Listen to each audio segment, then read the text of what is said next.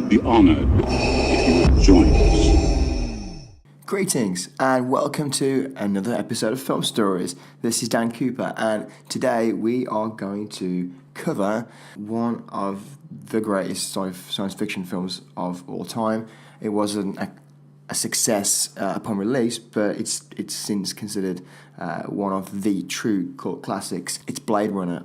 Now, I'm not going to try and do all of Blade Runner within one episode for two reasons. One, I try and keep these episodes fairly short so that they're digestible. And two, the story and the lore and the mythology of Blade Runner is really far too big to try and fit into one episode. So today I'm just going to focus on the production design of the film and the film story behind that. So in the years leading up to Blade Runner's release in 1982, the design of sci-fi films had changed. In the kind of 8 or so years beforehand. The director Ridley Scott was impressed by films, the realism that was coming into science fiction films. It was really kickstarted by Kubrick with 2001, but certainly with Star Wars. And of course, Scott himself had some experience of designing science fiction films and directing science fiction films with 1979's Alien.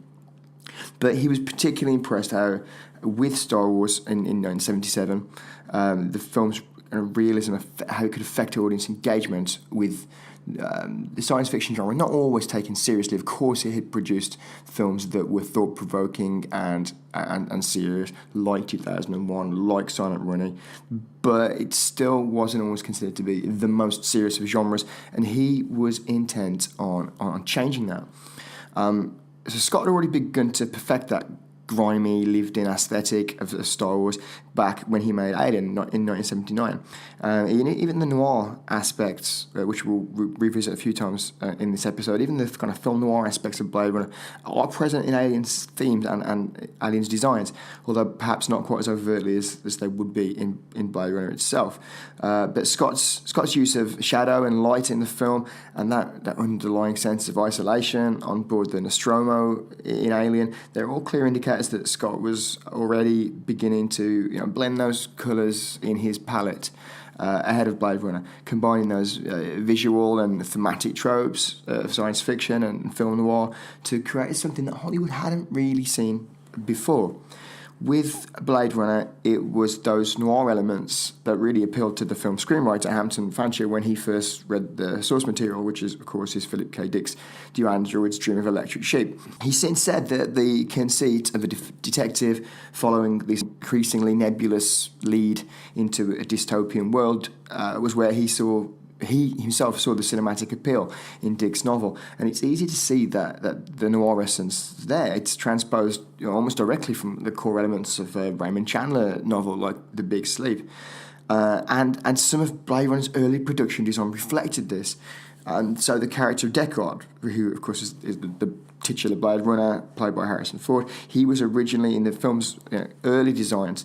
He was originally supposed to wear not just a raincoat, and he just wear a kind of futuristic duster raincoat in the film, but originally he was supposed to wear both a raincoat and a fedora to visually homage those LA noir private investigators like Bogart as Philip Marlowe in Maltese Falcon. But Harrison Ford, when they brought him on board, they could see he was a star in the making. They wanted him on board, but they actually went. I think they first went to speak to him on the set of, it would have been Raiders of the Lost Ark, and I think he actually turned to speak to them wearing his costume, including the fedora. So when they, I think Scott realised straight away that there was no way they were going to get him to wear a fedora for the following film. He already had his fill of kind of 30s era headgear, and I think he ended up lobbying against the look himself. So then the costume, of course, there being one element of the production design. In terms of location, the film was originally the original novel was set in San Francisco, and there's a really good Mark Kermode documentary which you can find on YouTube, which talks about this. The original novel was set in San Francisco, but the first location scouting for the film was East Coast at first, with New York. Of course, as you know, I'm sure you're aware, the film itself ultimately was filmed in LA, West Coast of America.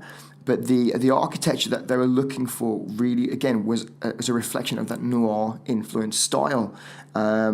the film itself, the parts that were shot on sound stages were actually shot on the old Warner's lot, where a lot of the old film noirs were filmed, such as the Maltese Falcon, the Big Sleep, and that New York influence is there, alongside, of course, the very LA look too, and that adds to that sense of contrast in the film, contrast of architecture, in the same way that you have that contrast of the really futuristic Tyrrell building and other mega structures juxtaposed against the crumbling ruin and decay of 20th century architecture, and contrast really lies at the heart of the film's production design.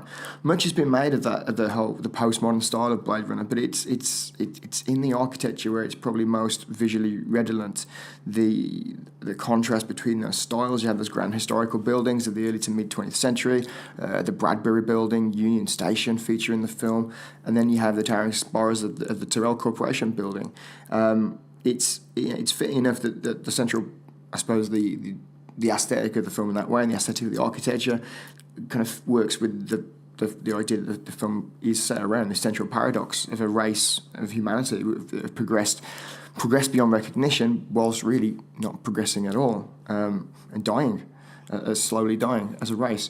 When it came to the design of the character of Rachel, the femme fatale character, again kind of tying in with those noir themes, played by Sean Young, Ridley Scott spoke to Wired ahead of the launch of Blade Runner 2049 about the design principles of the original film, and he talked about the production design when it came to the character of Rachel, and he talked very much about his extensive background in commercial making. We've spoken on these episodes before about the commercial making background of the Scott brothers, I think during the Top Gun episode, but Scott himself cited, when it came to creating the costume and the look of Rachel, he cited his working lots with Chanel and cosmetic companies as being the inspiration behind her look. He did actually completely revamp her look on day one of the shoot. Her original hair, for example, was quite big and wild, I suppose, in that kind of 80s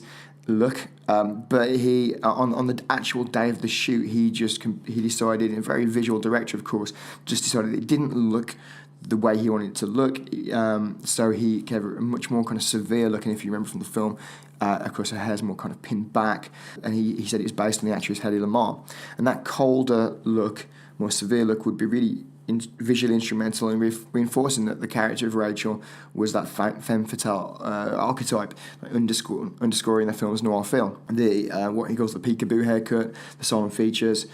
Scott have said, and has since said, that he picked Sean Young for the role based almost entirely on her look, just underscoring again his commitment to the visual style of Blade Runner. And we'll revisit that in a second.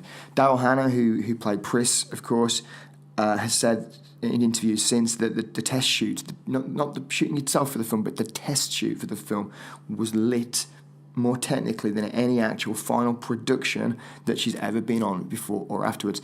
And we will get onto lighting, which is the kind of last point then about the film's production design. We've talked about costume and we've already talked about architecture and the soundstage design, but the lighting of the film, of course, is perhaps the most noir aspect of it. While I don't want to get into the wider production stories outside of the film's design, and there are many wonderful stories, believe me, it's worth noting that Scott's kind of design-led principles and design-led sensibilities were often the root of conflicts on the set, and the lighting is a good example of that. So, Emmett Walsh, who played Captain Bryant in the film, tells an interesting story about how Scott was demanding dozens and dozens of takes from him, and in the end, ultimately he said to Ridley Scott, "Well, what do you want me to do? You're filming reels and reels here, dozens of takes. What? Just tell me what exactly you want from the take." In the end, and Scott said to him, "Oh no, your performance is fine. It's always been fine. Well, I'm just adjusting the lighting." And some of both the cast and the crew began to get frustrated with Scott's perfectionist style and his attention to detail with the lighting in particular. And it became the root of some of the conflicts on set. And the conflicts on the set of Blade Runner are quite renowned. Scott was demanding dozens of takes, not to get a range of performances from the actors, but because as a visual perfectionist, he was just making the most minute changes constantly to the lighting contrast and the shadow depth. And this really began to frustrate his cast and crew. The crew famously went on strike. And in his relationship with Ford suffered as well, because Ford was at the point in his career when he really was searching for a collaborator. He was a young actor. He would be a real breakthrough star off the back of Star Wars and, of course, Raiders of the Lost Ark. And he was looking for directors to collaborate with to help him develop as an actor. He wanted direction, put simply. But instead, in the film, Scott largely left him to it. So because Scott believed and has said since about the fact that Harrison Ford for years didn't really talk about Blade Runner because of the experience on set. But Scott has always said that he himself has a job to do. Ford had a job to do. He had a job to do, and his job was the production design. He very much saw himself as having to put across the aesthetic of Blade Runner, that juxtaposition, those noir stylings.